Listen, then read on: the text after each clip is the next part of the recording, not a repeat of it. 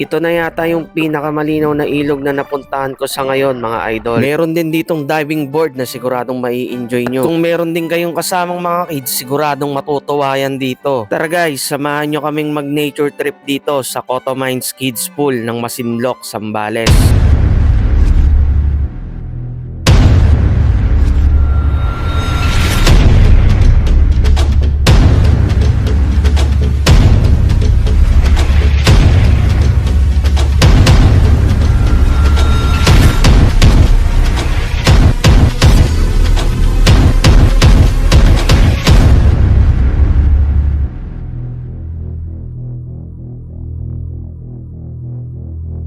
4 AM nang umalis kami ng Bulacan mga idol. Expressway na kami para mabilis. From NLEX, diretso lang hanggang Exitex. Tapos exit na kami sa May Subic. Mabilis lang yung naging biyahe namin kasi maluwag na pagdating mo ng Zambales. Alas 8 na nang marating namin yung Masinloc, Zambales. Dumaan muna kami dito sa tourism office nila mga idol. Kailangan muna kasing mag-register at magbayad dito bago dumiretso sa Cotomines. Open naman ang tourism office nila kahit Saturday, Sunday. Sabi sa amin dito sa tourism, maglilimit sila ngayon darating na Holy Week dahil sobrang dami talagang tao pumupunta. 70 pesos ang day tour nila at 100 naman para sa overnight plus 60 para sa environmental fee. After namin makapagbayad, binigyan kami ng resibo tsaka 3 ticket para sa 3 checkpoint. Dito sa first checkpoint, chinek lang naman kung ilan kami tsaka kung sino yung driver at kung tiga saan kami. Mabilis lang naman yung naging checkpoint kasi konti lang naman kami. Habang binabaybay na namin yung Cotomines, meron kaming mga nakasabay na mga nakasasakyan. Huminto muna sila para mag-check ng mga gulong nila dahil hindi biro yung rough road na dadaanan dito mga idol. Mahigit 1 oras nyo din bubunuin yung rough road dito mga idol. Kaya kung nagbabala kayong pumunta rin dito, siguraduhin nyo na nakakondisyon ng gulong nyo, pati na rin ang driver. Kung ayaw nyo naman na masaktan yung sasakyan nyo, pwede nyo namang iwan sa tourism office yung mga sasakyan tapos sakay na lang kayo ng jeep na bumabiyahe papunta sa Cotomines. Pagdating namin dito sa Cotomines, naghanap na kaagad kami ng pwepestuhan. Ito yung nakuha naming spot mga idol. Buti na lang maaga kami at maganda yung nakuha naming pwesto. Nag-set up na agad kami ng mga tent namin. Tapos kumain na rin kami para makapagpahinga muna. Ilang oras din nag-vibrate yung katawan namin eh.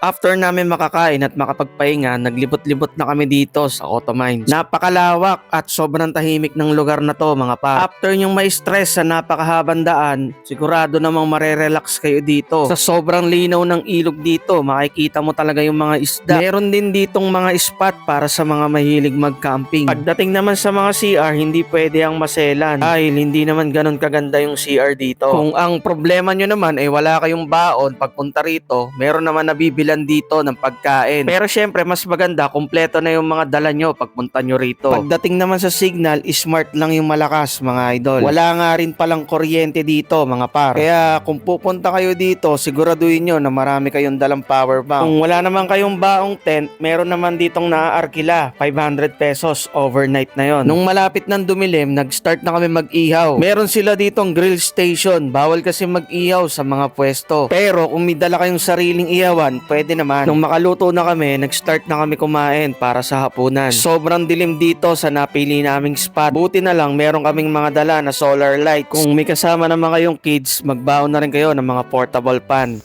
We're here. Camping lights. Kinabukasan, pagising namin ng umaga, tamang tambay muna tapos kape. Meron din naglalako dito ng pandesal. Maaga kami nagluto ng sinaing para sa tanghalian. Bala kasi naming umuwi ng after lunch. Nung second day namin, biglang dumami yung mga guests. Shoutout nga pala sa grupo na to na nakasabayan namin dito sa Cotomines. After namin kumain, in-enjoy na namin yung pagligo mga idol.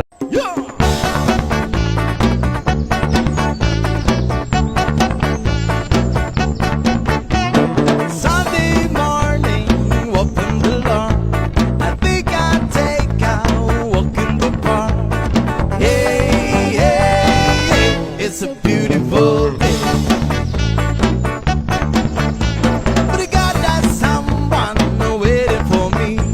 And when I see her, I know that she'll say, hey, hey, hey, it's a beautiful day. Hi, hi, hi, beautiful Sunday. This is my beautiful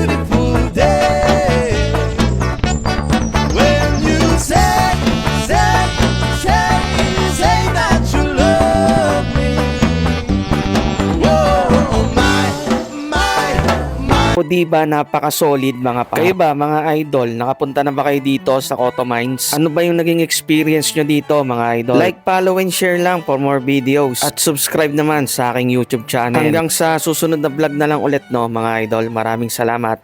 Bye-bye!